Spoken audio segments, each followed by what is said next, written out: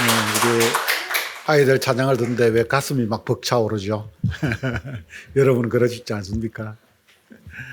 아이들이 얼마나 기쁨으로 또 찬양하는지, 주님의 사랑을 찬양하는지 정말 가슴이 벅차오르는 그런 찬양이었습니다. 오늘 보니까 또 해가 바뀌어서 무엇보다 우리 성가대로 데뷔한 우리 친구들이 있어요. 우리 유빈이하고 다현이 둘이 우리 데뷔했는데 박수 한번 더 쳐주십시다. 앞에서 얼마나 열심히 찬양을 하는지 너무 멋졌어요.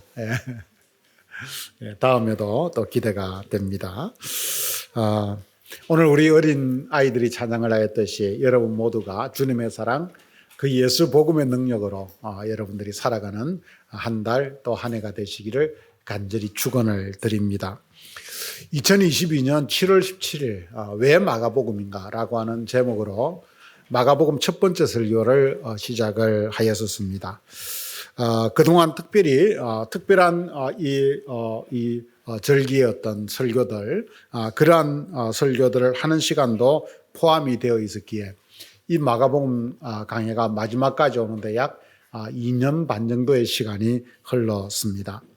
이제 그 긴 여정을 오늘 100번째 강해로서 그 대단원의 막을 내리고자 합니다. 마가복음은 1장 1절에서 하나님의 아들 예수 그리스도의 복음의 시작이라고 하는 그 말씀으로 시작을 하면서 시종 1관 예수 그리스도가 누구인가, 그리고 그 예수 그리스도를 통해서 우리에게 주어진 복음이 무엇인가, 그 실체를 우리들에게 온전하게 전해 주었습니다. 우리는 이제 그 복음서의 대단원의 끝 지점에 이르러 있습니다. 복음이 오늘 이 본문의 말씀이 속한 마가복음 16장 9절에서 20절의 말씀은 전에도 한번 말씀을 드렸지만 괄호로 묶여 있어서 그 아래 나나주에 어떤 사본에는 9절에서 20절까지의 말씀이 없음이라고 하는 것을 솔직하게 우리들에게 밝혀서 알려주고 있습니다. 이 표시는 복음서 원래의 그 원본에는 이 8절에 원본에는 8절로 이 복음서가 끝이 났는데 후대에 역사가 흘러가면서 그 교회의 역사 속에서 이 9절에서 20절의 말씀이 들어왔다라고 하는 것을 우리에게 암시해 주고 있습니다. 그래서 신학자들은 이 9절에서 20절의 말씀이 약 2세기경 교회에 들어왔을 것으로 그렇게 추정을 합니다. 이 부분은 다른 복음서가 전하는 부활하신 주님의 현현 보도의 아주 종합적인 성격을 가지고 있습니다. 그러니까 다른 복음서들이 전하는 그 모든 것들을 종합해서 가장 핵심적인 액기서를 우리에게 전해주고 있다라고 하는 이야기지요. 고난 가운데서 마가복음서를 읽어가던 초대교회는 부활의 놀라운 소식을 들은 사람들로서 어떠한 삶을 살아야 할 것인가 라고 하는 것에 대한 보다 더 구체적인 지침과 사명이 필요했기 때문일 것입니다. 그런 면에서 오늘 본문은 예수님의 부활 이후에 제자들의 반응과 세상을 이기는 그 복음의 능력, 그리고 그것을 통해서 우리에게 주어진 사명에 대해서 말씀을 해주고 있습니다. 먼저 지난 시간 우리는 예수님의 그 부활의 소식을 듣고도 거듭 믿지 못하는 제자들의 모습을 보면서 부활이라고 하는 것을 믿는다는 것이 얼마나 놀라운 일인가. 그런 면에서 우리가 보지도 않은 우리가 부활을 믿고 예수 그리스도를 구주로 고백한다라고 하는 이 사실이 또 얼마나 놀라운 은혜의 기적인가라고 하는 것을 우리는 함께 살펴보았습니다. 오늘 14절의 말씀은 바로 그 사실을 다시 한번 상기시키면서 우리에게 마지막 말씀을 전해주고 있습니다. 14절의 말씀을 같이 한번 읽어볼까요? 그 후에 11제자가 음식을 먹을 때에 그들의 믿음 없는 것과 마음이 완악한 것을 꾸짖으시니 이는 자기가 살아난 것을 본 자들의 말을 믿지 아니함일러라. 아멘. 부활의 주님은 제자들이 음식을 먹을 때 나타났다라고 그렇게 오늘 본문은 굳이 표현을 하고 있습니다. 이 장면은 어쩌면 스승이신 그 주님의 부활의 소식을 듣고도 믿지 못하면서도 먹고 마시는 일상에 매몰된 그 제자들의 모습을 우리들에게 우회적으로 비판하고 고발하고 있는 듯한 그런 느낌을 가지고 있습니다. 여러분, 왜 제자들은 예수님의 그 부활을 믿지 못하였고 그리고 먹고 마시는 그 일상에 매몰되어서 여전히 자기들의 방에 갇혀서 살아가고 있었을까요? 그것은 주님께서 꾸짖고 있듯이 그들의 믿음 없는 것과 마음의 완악함 때문이었다라고 하는 것입니다. 제자들의 믿음 없음이 표면적인 현상이라고 한다면 그들의 마음이 완악했다라고 하는 것은 그 믿음이 없기까지 왜 믿음이 없었는가라고 하는 것에 대한 근본적인 이유를 우리들에게 가르쳐주는 그런 말씀입니다. 여기서 완악함을 루터는 딱딱함, 완고함이라고 하는 그런 뜻으로 독일어 성서에서 번역을 하였습니다. 믿음이 없다는 것은 결국 마음이 경직되었다라고 하는 뜻인 것이지요. 마치 출애굽 시에 모세가 바로를 찾아가서 하나님의 말씀을 전했지만 바로가 듣지 않고 끝까지 거부했던 이유를 하나님이 그 바로의 마음을 강팍하게 하셨기 때문이라고 했는데 바로 이때의 그 바로의 마음의 상태, 강팍함, 바로 그것이 이 완고함을 뜻한다라고 볼 수 있습니다. 강팍함, 완고함, 이것은 세상과 단절된 채 자기 세계 속에서만 갇혀 살아가는 어리석은 인생의 모습을 우리들에게 보여주는 단어입니다. 즉 자기의 개인적인 인식과 경험만이 전부인 줄 알고 그것을 절대화하는 가운데 살아가는 것이지요. 이런 면에서 우리는 이 완악함, 완고함이라고 하는 것을 아집, 고집이라고 번역을 하는 것도 괜찮습니다. 주님은 그 완악함을 꾸짖어서 제자들을 일깨워서 그들이 닫아두고 있던 자기들의 세계 밖으로 주님은 나오게 하고 있습니다.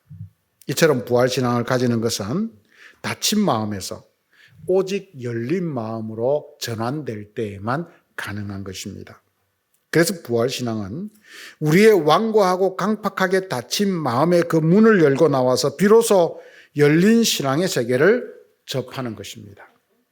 마치 알 속에 있던 병아리가 껍질을 깨고 나왔을 때 정말 말로 표현할 수 없는 그 넓은 세계가 펼쳐지는 것과 같은 원리인 것입니다. 본문은 바로 그런 장면입니다. 믿음의 시작은 자기만의 갇힌 세계에서 나와서 열린 세계로의 첫걸음입니다.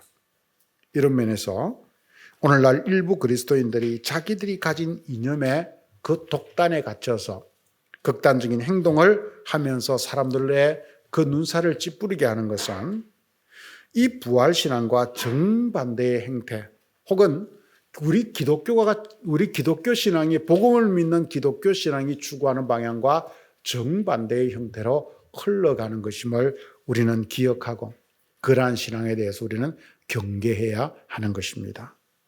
부활의 주님은 우리의 완악함을 깨뜨리고 열린 믿음의 세계로 나오게 한 후 거기 위해서 우리에게 새로운 삶의 사명을 부여하는 것입니다. 15절의 말씀을 읽어봅시다. 또 이르시되 너희는 온 천하에 다니며 만민에게 복음을 전파하라. 이것은 예수님의 마지막 지상 명령입니다. 부활하신 주님은 우리에게 이 지상 명령을 통해서 마지막 사명을 부여합니다. 부활신앙을 가진 사람, 믿음을 가진 사람, 그 사람은 그리스도인은 이런 삶을 살아가야 된다라고 하는 지침인 것이지요. 그런데 그 사명이 가만히 읽어보면 너무 엄청납니다. 왜요? 너희는 온 천하에 다니며 만민에게 복음을 전파하라 라고 말하고 있기 때문입니다. 여러분, 우리는 여기서 지금 제자들이 갇혀있던 그 방을 생각해 보십시다. 요한복음은 이들이 두려움 속에서 갇혀있던 그 방의 문을 이렇게 표현합니다. 모인 곳들의 문들을 닫았더니 예수께서 오사 그 가운데 서셨다라고 표현합니다. 그들은 스스로 자기들의 문을 닫아버렸습니다. 그리고 그 속에 자기들을 가두어 버렸습니다. 그런데 주님이 그 속에 찾아오신 것입니다.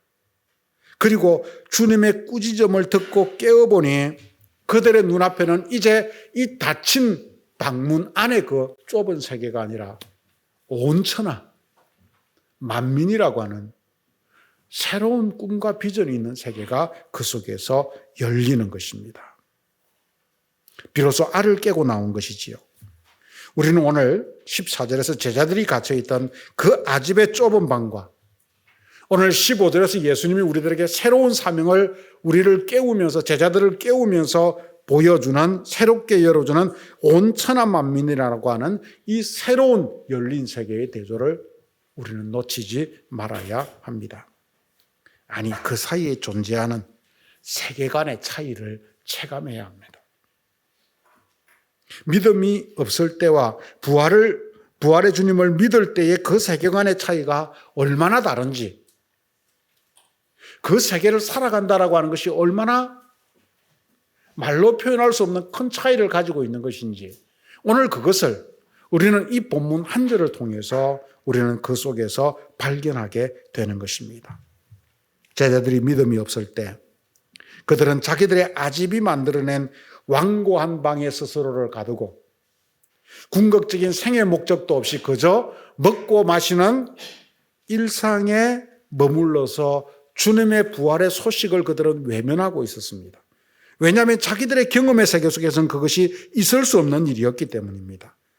하지만 부활의 주님을 만나 자신들의 알을 깨고 나온 인생에게는 천하 만민이 한눈에 들어오는 새로운 세계가 열리는 것입니다. 땅에 있어도 하늘을 보는 새로운 세계가 열리는 것이지요. 여러분, 우리는 이 말씀이 기록되던 시대를 한번 돌아보아야 됩니다. 그 시대는 역설적으로 이 마가복음이 회람되어 읽히던 초대교회는 세상의 여러 많은 수많은 종교들 중에 지극히 작은 소종파에 불과했습니다. 사람들은 아무도 교회를 주목하지 않았습니다. 복음이 로마로 전해졌으나 성도들은 박해를 피해서 캄캄한 지하 무덤 카타콤에서 은신을 해야 했던 시절이었습니다. 그들의 눈앞에 펼쳐진 세계는 제자들이 갇혀있던 방보다 더 캄캄한 지하의 토굴이었습니다. 그런데 그때 예수 부활의 복음은 역설적으로 그 지하의 무덤의 어둠을 뚫고 온 천하 만민을 보고 꿈꾸게 했습니다. 지하의 그 벽을 보고 있어도 그들의 눈에는 예수의 복음을 통해서 온 천하 만민을 꿈꾸는 새로운 비전, 새로운 꿈을 가지게 하였던 것입니다. 이게 마가복음이 전하고자 하는 부활로 인해서 우리에게 주어진 복음의 세계관이고 그리고 그 복음의 능력인 것입니다. 여러분, 이 본문이 이세기경, 오늘 이 마가복음의 본문 속에 마지막 결론으로 새롭게 들어왔다라고 한다면 이 본문은 사실 부활하신 예수님을 믿던 성도들과 교회의 경험이 축적되어 나타난 결과물이다. 우리는 이렇게 볼 수밖에 없습니다.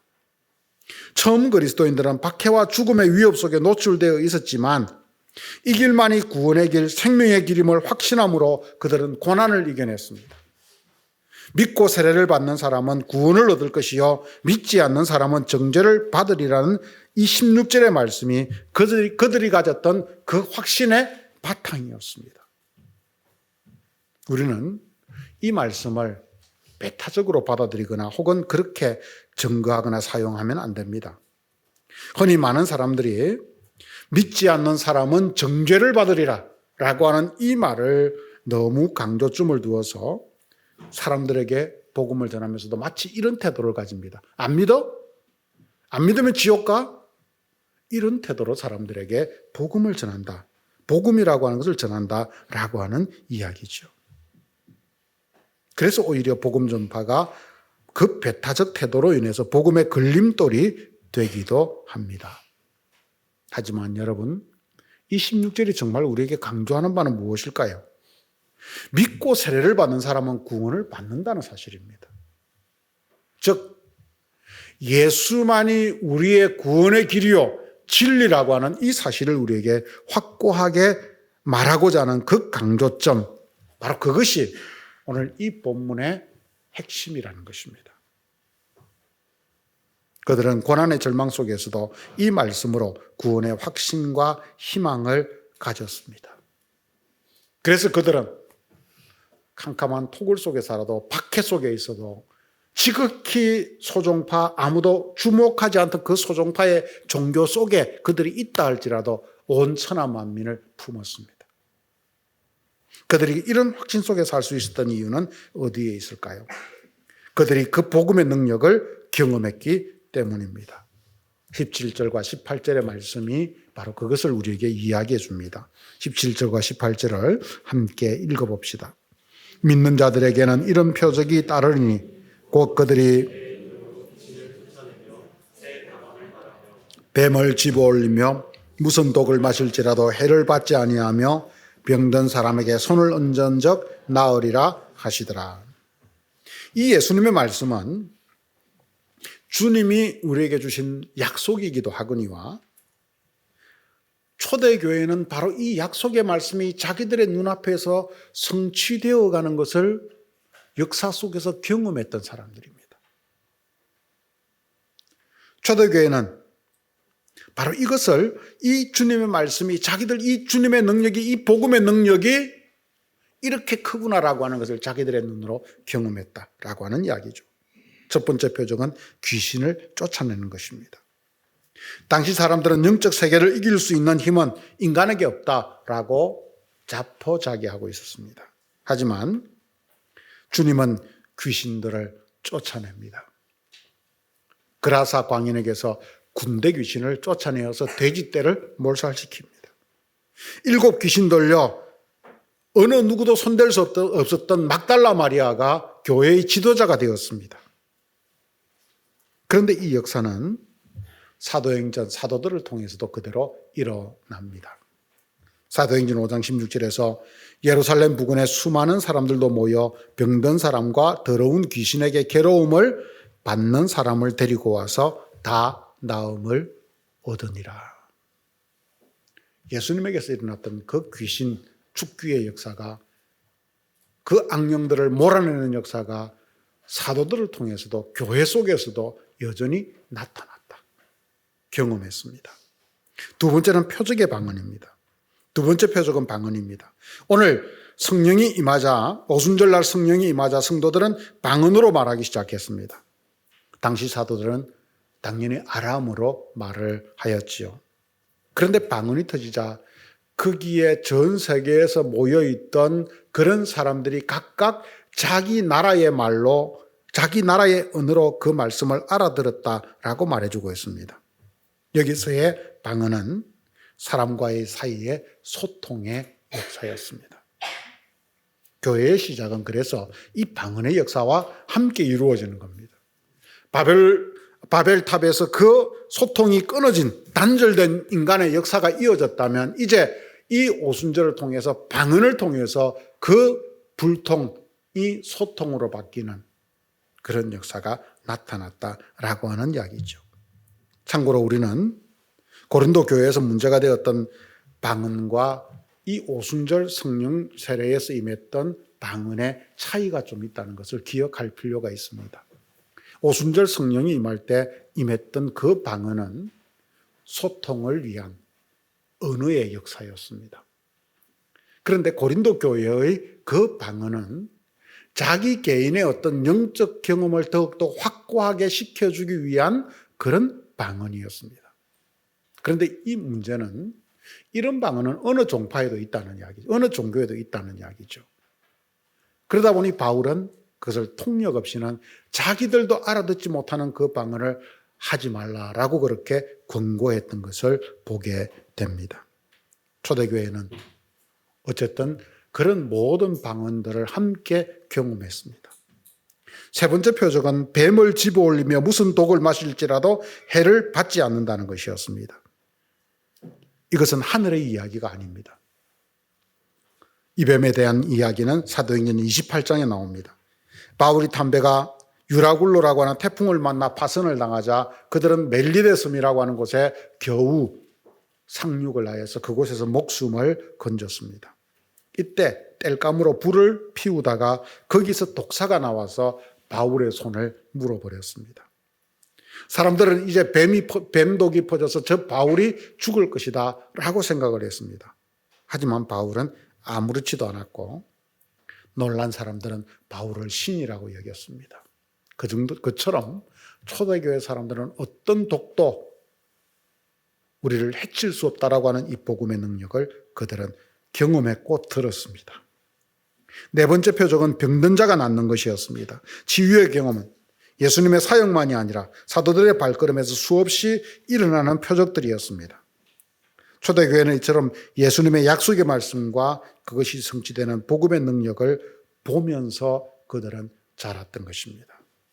그래서 그들은 지극히 작은 소종파로 존재했고 그들의 삶의 현실은 박해 속에 놓여 있었고 그들이 살아가는 삶의 자리는 캄캄한 토굴 속에 살아도 그들은 복음의 능력 안에서 온 천하 만민을 바라보는 꿈꾸는 비전을 가진 자들이 되었던 것입니다. 아니, 예수 복음의 능력이 바로 그들의 세계관을 바꾸어 놓았습니다.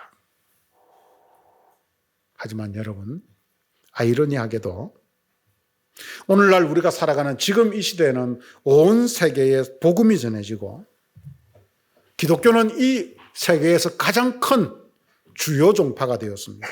주류 종교가 되었습니다. 교회의 건물은 화려하게 올라갔고 성도들의 숫자도 셀 수 없이 많아졌습니다. 하지만 역설적으로 정작 그리스도인들의 세계관은 지극히 자기 개인에게만 머물러 있습니다. 그래서 온 천하 만민에게 전해야 할 복음으로 오직 개인의 복, 개인의 구원, 거기에 만족하고 그것을 추구하는 것으로 신앙의 모든 것으로 삼고 있는 그런 시대를 삼고 있습니다. 우리가 꿈꿔야 될 온 천하 만민은 어디로 사라졌을까요? 여러분, 오늘 그리스도인은 어디에서 어떤 환경 속에 살아도 온 천하 만민을 보는 이 세계관과 이 비전을 놓치지 않는 사람입니다. 왜요? 그것이 초대교회가 이 마가복음을 읽으면서 그들은 예수의 이 놀라운 부활의 소식이 결국 우리를 이런 삶으로 인도했구나, 이런 비전으로 우리를 새롭게 열어주었구나라고 하는 것을 경험했고 그래서 그들이 그것을 기록하고 있기 때문입니다. 그래서 우리는 세계관이 다른 사람, 아니 어떤 면에서 믿지 않는 사람들과 스케일이 다른 사람, 그런 사람들이 되어야 합니다. 세상은 모든 것을 경제적 수치와 표지로, 그래프로 모든 것을 이야기하지만 우리는 그 숫자를 넘어서 있는 세계를 볼 수 있어야 됩니다. 우리의 꿈을 좀 더 크게 가지고 눈을 좀 더 넓게 열어야 됩니다. 그래서 우리는 이곳 곡강 땅에 살아도 온 천하 만민을 꿈꿀 수 있는 사람, 온 천하 만민을 꿈꿀 수 있는 그런 존재들이 되어야 하는 것입니다. 세상에서 가장 작은 소종파 중에 하나였던 기독교인들이 그들이 가졌던 그 믿음의 고백은 빌립보서 2장 그리스도 창가에서 보듯이 그 주님께서 이 땅에 종의 몸을 입고 와서 십자가에 못 박혀 죽으시고 주님께서 다시 살리셨을 때 그 예수 그리스도를 만유의 주가 되게 하셨다. 이게 고백입니다. 그들은 지극히 작은 토굴 속에 갇혀 살아도, 지극히 작은 방에 갇혀 살아도, 그들의 행동과 말이 자유롭지 못해도 우리가 믿는 예수는 이 만유의 주시고 만유를 다스리는 분이요 만유이신 분이다 라고 하는 것을 믿고 살아가면서 그 꿈을 놓치지 않았던 것입니다. 그래서 복음은 세계로 전파되었던 것이지요. 우리는 바로 이 예수의 부활을 믿고 그 복음의 능력을 경험한 사람들이기 때문에, 아니 그 역사 속에서 우리도 자리 잡고 있는 사람들이기 때문에 여러분, 오늘 우리들도 이 예수님의 마지막 사명을 우리 삶 속에 써놓을 수 있는 사람들이 되어야 됩니다. 온 천하 만민에게 복음을 전파하라. 우리 개인을 넘어서,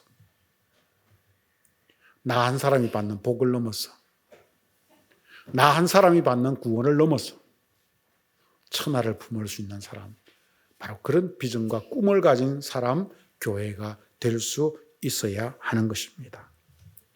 사랑하는 성도 여러분, 오늘 마가복음의 마지막은 예수님의 부활의 경이로움을 경험한 후 살아가던 신앙인들이 훗날 예수의 부활의 능력이 교회와 삶 속에서 어떻게 나타났는지를 그들이 직접 그 말씀을 따라 경험하면서 마침내 교회 전체의 고백으로 그 마지막 결론을 맺고 있습니다. 그래서 이 말씀이 혹 후대에 들어왔다라고 할지라도 이 말씀의 가치가 큰 것입니다. 너무나 소중한 것입니다. 교회가 쓴 결론이기 때문입니다. 그들은 거대한 로마 제국 속에서 지극히 작은 소종파로 여전히 박해 속에서 캄캄한 토구를 찾아다니며 살았지만 예수님의 마지막 명령을 따라서 그 어둠 속에서도 온 천하 만민을 보는 눈을 가졌습니다. 그것을 꿈꾸었습니다. 온 천하 만민을 품었습니다. 그들에게 복음을 전파하는 꿈을 꾸었습니다. 복음의 능력, 부활하신 주님의 살아계심을 삶 속에서 그들은 경험했기 때문입니다. 여러분, 우리가 바로 이런 부활신앙, 이런 확신 속에 살아가는 존재들이 되어야 되지 않겠습니까? 오늘 우리는 그 복음의 실체인 주님의 성찬에 함께 참여합니다. 이 성찬에 참여하면 우리도 주님의 명령을 따라 우리 개인, 내가 받을 개인의 복과 개인의 구원, 이러한 것을 넘어서서 온 천하 만민, 온 세계를 품을 수 있는 바로 그런 사람들이 됩시다. 그래서 우리의 계산을 넘어 그 주님의 그 복음의 능력을 믿고 담고, 그래서 그 복음의 능력을 이 세상에 전하면서 살아가는, 새 역사를 열어가는 주인공들이 될 수 있는 은총이 저와 여러분들에게 넘쳐나시기를 주님의 이름으로 간절히 축원드립니다. 같이 기도하겠습니다. 하나님 아버지, 은혜를 감사합니다. 오늘도 저희들에게 귀한 시간을 주셔서 감사합니다. 주님, 예수가 누구신가, 그 복음의 세계의 시작을 우리에게 보여주신 이 말씀은 결국 우리에게 온 천하 만국이라고 하는 우리의 아직과 고집을 깨뜨리고 주님이 주시는 새로운 세계관, 그 비전으로 우리를 이끌어 왔습니다. 주님, 하지만 우리는 여전히 우리 자신 속에 갇혀있는 어리석은 존재가 되어 있지 않은지요. 우리의 경험, 우리의 계산, 우리의 생각 속에 갇혀있는 사람이 되어 있지 않은지 오늘 우리 다시 한번 아버지 돌아볼 수 있도록 도와주시옵소서. 초대교회는 가장 어려움 속에 살아가는 소종파였어도 온 세계를 꿈꾸었던 것처럼 주님, 오늘 우리가 이곳 곡강 땅에서 온 세계를 품고 꿈꿀 수 있는 그런 믿음의 사람들로 거듭나도록 인도하여 주시옵소서. 그래서 그 비전으로 우리가 교회를 새롭게 짓고 그 비전으로 우리가 교회를 새롭게 세우고 주님의 그 뜻과 역사를 이루어가는 그런 복된 은혜가 있도록 도와주시옵소서. 예수님의 이름으로 기도드렸습니다. 아멘.